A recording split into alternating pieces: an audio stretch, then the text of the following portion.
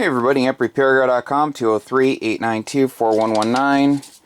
Here we have a Ameritron Al811.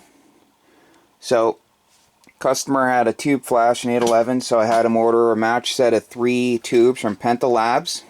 Great company. So, one of the tubes wasn't, they were all loose, wobbling around in the sockets when I put the new ones in, so I took them back out. I took out the socket all the way over here because they could tell the grid clips weren't really making a connection.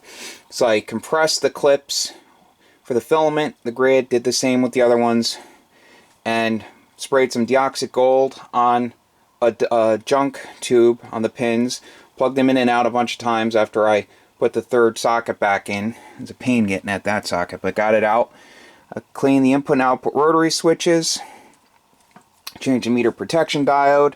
I had to clean the switch for the multimeter. Cleaned up on some solder joints. There's the safety diode right there. And now this thing's all set.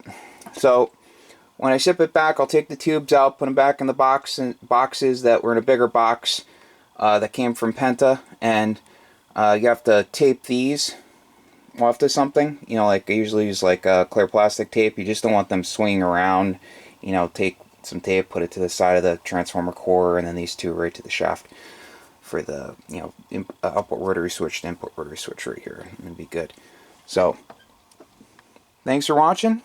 Have a great day. Oh, one other thing. I also checked the SO239 connectors, and all that's good. So, AmpRepairGuy.com, 203-892-4119. That's 203-892-4119. Please like, share, and subscribe. I'd appreciate it.